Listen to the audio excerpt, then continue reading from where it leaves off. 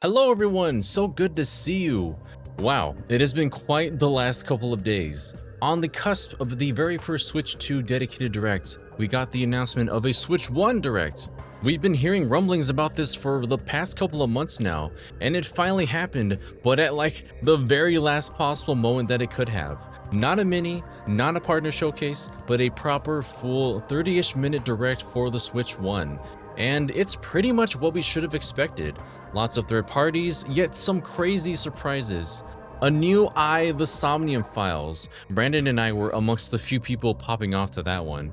A remaster of Devil Summoner, Raito vs. the Soulless Army? A PS2 game that for some reason is dropping off the Devil Summoner title. I'm not sure why, but wow, Atlas just continues to cook. The Sony IPs now under the Bandai Namco umbrella with Everybody's Golf and Patapon? I don't know how this is happening, but it is. And speaking of happening, a new Rhythm Heaven and Tomodachi Life? 2026 though, they really wanted to get this one out there before it was overshadowed entirely by Switch 2 titles. But anyway, for a Direct with so few of your usual major headliners, this was probably a Direct packed with the most genuine surprises in a very long time. And that's all well and good. You'll be hearing more of our thoughts on these games in the next week if you haven't sought them out already. But I wanted to talk about the one that I get the most feels from right now. Metroid Prime 4 Beyond. Oh my goodness. Did you see this trailer? Did you see it? You know, I have seen multiple people say that they're suspicious that this is running on Switch 2 hardware. Man, if I was on the team working on the visuals, that would be a huge compliment. First of all, Nintendo isn't going to show any footage of anything running on Switch 2 until they release their footage on their own dedicated terms. They were not going to let the Pokemon Company show off Switch 2 footage before they did with Legend ZA, and even Metroid Prime 4 wouldn't get that privilege because we are very likely going to see that next week. And you know, let's just go through the trailer right now. When the first Beyond trailer was shown, I did an analysis. A lot more was shown and explained this time around, so we're going to probably just breeze and gush through this one this time. So let's just start off with the very beginning. And it took me a moment. I saw this and I was like, is this Prime 4? And then it wasn't until I saw that bridge that was also in the original trailer, this one right here, that I was like, whoa, no, this is Metroid Prime, this is Beyond, we're in it now. I know I'm kind of robbing the experience by not having the music playing. If you haven't seen it, please listen to it in full. The music is beautiful in this area. And so the first thing that we notice, of course, Samus comes into view. Right away, the purple trim on the armor, the various suits, the visor, the tip of the arm cannon. That is something that obviously is usually the green visor. So I thought, what the heck's going on here? It's just here. It's just in the power beam, the usual power beam. It's not the wave beam as the purple tones would usually have dictated beforehand. But we'll get more to the power beam later. Gosh, just look at the environments. This is absolutely something that I can't believe is running on Switch 1. And yeah, Planet Veros is the location of Samus's adventure this time. And this is beautiful as it is, of course. This is a complete mastery of the Switch hardware at this point, because I don't even know how it's possible to achieve what they did with Metroid Prime 1 remastered. That is like our scale here. That's how I know that this isn't Switch 2 quite yet, because you can definitely see in the distance the foliage on things like the trees and the bushes, some of the textures as well. Like, this is definitely running on Switch 1 hardware. That can definitely get a boost on the Switch 2.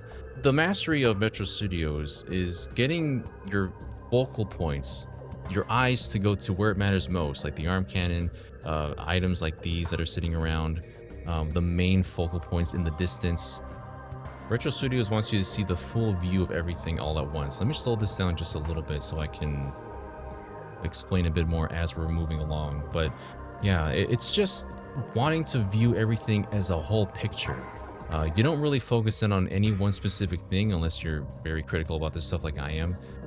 The foliage and these plants and the textures on the ground, like if you really start to look at it, you can tell like this is obviously hardware that is of this era. Nothing next gen quite yet, but they do such a great job at masking that in cutscenes and whatnot, and it's just such a master class of understanding how the Switch 1 works. And here we have, I love this. I don't think we didn't see this gesture in the original trailer. When you're scanning, she actually puts her hand to her head. And it's funny because like I think in other games we've seen her when she scans something, she does put her hand to her head, but we never actually see it in view of the visor. So we got the scan visor going on here. That of course is back as we've seen originally, and we get our first little bit of lore. We'll see this figure a little bit later. Ancient Lemorne sculpture carved from a single stone with identical dimensions to similar statues. Receptacle for a psychic mote is built onto its forehead. And this little mote here, I guess with the psychic mote, Samus has this as well. Does she have it right away? I didn't notice this until later when I saw like the key art of the game. But she has a little, yeah, on her forehead. There's a little like symbolism here. So that got added on. I guess whatever happens from the very beginning of the game to now, I guess something grants her psychic powers and then she just gets blasted into this place. If we really zoom in, I'm wondering, is this pink? I can't tell if it was already pink in the first trailer and it was just at such a resolution that we didn't even notice. Let's go back to the scanning. So we go to here, and then we scan this brittle piece of a hive, I think. Beetle variant nest composed of hardened mud and clay.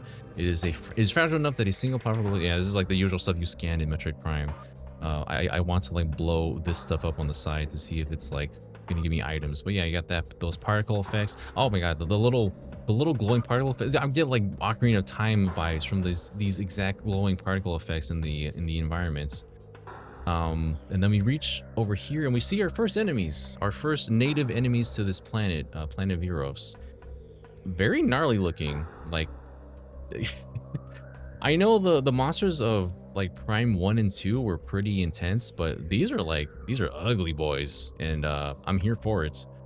The combat is shown here. It's nothing out of the ordinary yet. It's pretty much your standard fare of Metroid Prime, which had me worried for a second, but yeah, you get to see just a little bit of that there. This whipping enemy, gotta be careful of that one. Ones that burrow into the ground, we get more of the environmental views here, and it just looks amazing. The lighting that comes through at every point is just wonderful. Oh, it's so good.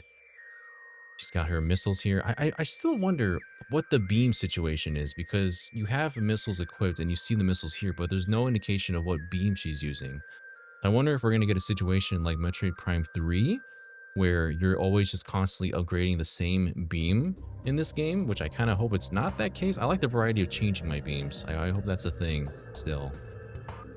So we move away from that, and we get the explanation that I guess whatever happened here is what initially gives her the psychic abilities. Is the thing on her forehead? Yeah, it's already on her forehead here. So maybe she's just getting an upgrade for the sake of the cutscene. Maybe this is an upgrade where she is able to manipulate things with her hand, with her palm. The force pull and push, what have you. So yeah, the UI changes. That's really cool that this actually glows purple, because obviously her visor is showing purple. So just little details like that. So yeah, I wonder what other ways we're going to be utilizing this in the environments, in battle. Maybe you pull something off an enemy and you fling it elsewhere for at like a weak spot. I don't know. You can open doors. That's good. That's a good thing to have when you're exploring. Oh, this right here.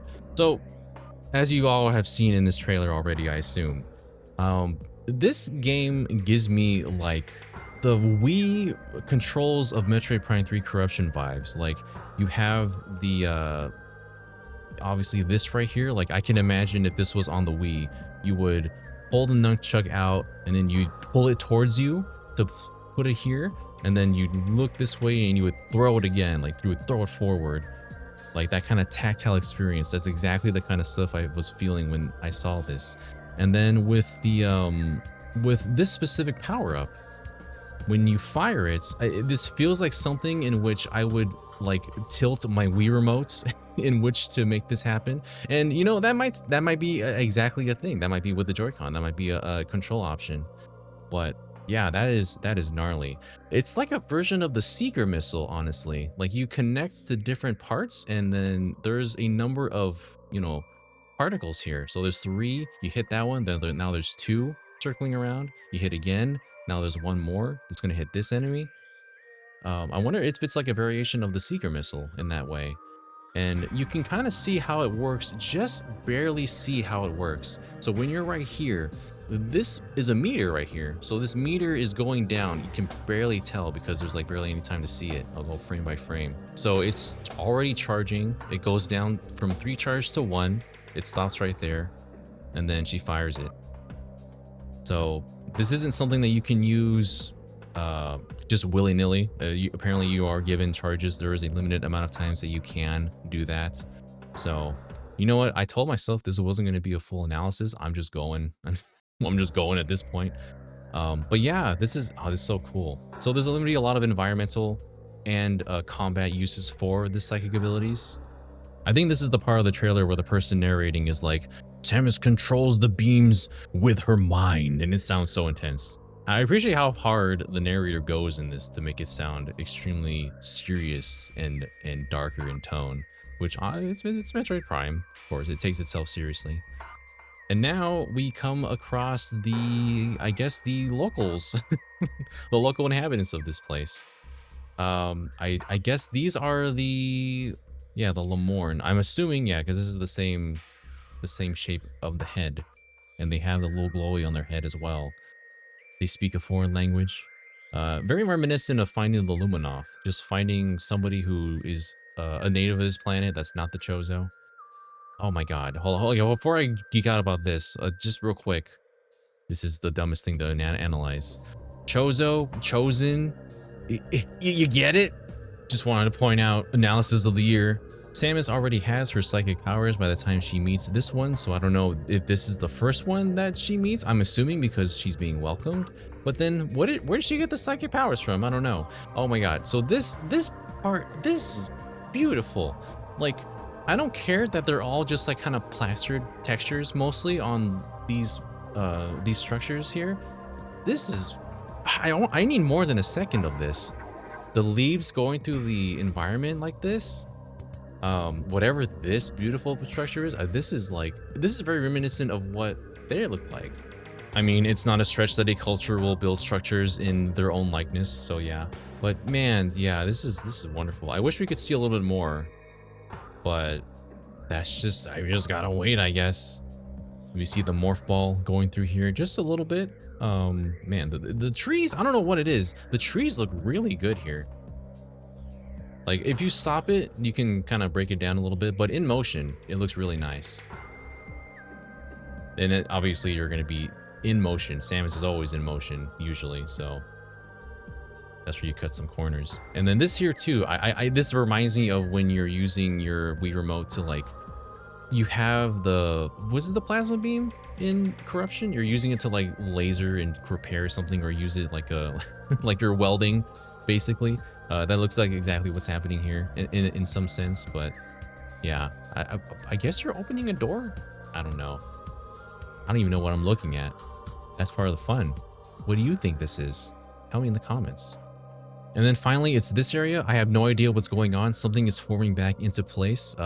Is this at all something similar to like the Chozo, the impact crater, in which you have to return the artifacts? And I don't know, this is what this structure kind of reminds me of from Metroid Prime 1. And maybe she's restoring something, and this is the first place to restore. And this structure, I have no idea what this is. Is this a Federation something? Did someone land here? Is this related to the Federation at all? Am I a fake Metroid fan? Should I know what this is? I don't know. I don't know. Metroid. The Metroid. It's not an actual Metroid because it has like one brain nucleus in here. So we don't see Silex in this trailer, unfortunately. So we don't know what kind of mischievous deeds he's doing right now. But the Metroid appears, and oh my god, yeah, they will possess certain creatures. So I think the first boss that you fight is definitely possessed by a Metroid in some way. Like, it's right there. Kind of reminds me of how you would fight off the Metroids in Metroid 2, you know? I mean, they're actual evolutions of Metroid in that game, but here it just reminds me, like, yeah, it's just you're just fighting a stronger Metroid in this case. Arvex. Oh man, this visual right here, this reminds me of the the first boss of Metroid Prime. Well, I guess not the first boss, but the boss of the Chozo Ruins of Flagra with these spikes coming out. God, that fight can be kind of a pain. I'm getting flashbacks of forgetting to scan the tentacles or something. But yeah, that looks really cool. Really cool design. And it looks like there's a Metroid growth on the back as well. Ew.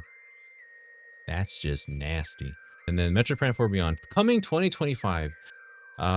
Obviously, we're gonna know this very soon. I can only assume the Switch 2 presentation is gonna tell us what the date is. They're not gonna do it right here.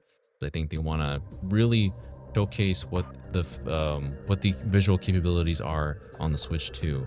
And now we have a frame of reference. We can compare this exact trailer to that. I think that's what they're doing here. We have the first trailer, we have this trailer, and whatever kind of upgrades they do for Switch 2, I'm just, your guess is as good as mine. Coming 2025. I'm assuming this is going to be latter half of the year. Pokemon seems like something that's going to be your November, third week of November holiday season release, and then I can see Metroid coming a month or so earlier. That's my guess. Place your bets now. Oh, and then finally, before we finish this up, you know, it's interesting that right now, well, let's just watch it play out first, and then I'll ramble about it. God, this suit, ooh, this is a hot suit. I'm gonna tell you right now. I am looking respectfully. The shoulders look really gnarly. Yeah, it's a complete transformation. Look at the detailing in this. This is crazy. This is absolutely beyond of anything I would have seen on the Switch 1 that I would have ever dared to see on Switch 1. But yeah, this is clearly, I'm assuming, the first upgraded suit in the game. Man, the shoulders are very smooth too. Very distinct from anything else we've seen, because we don't really see any suits that like predominantly are one color this much going down the middle. Metroid Prime 3 kind of got away with not having different suits because she just gets more corrupted as the game goes on, so it just kind of changes color. And then Metroid Prime 1 was pretty much just recolors of the same suit over and over, even though like the Phazon suit is still like the coolest looking one. Metroid Prime 2 was the only one that really worked different styles of suits, with the dark suit, with the light suit, and this one's doing the same. It's changing the actual suits, not just giving it a recolor. I'm only talking about the Prime series. I know there's other suits in, obviously, in like Dread and whatnot, but wow, that looks really nice. And oops, I love how in original Metroid Prime games, you have to get like the cookie. So Samus eats the cookie and then she gets cooler. You know, she finds the cookie, she eats it, and then she gets a new suit, and then she's all suddenly more awesome.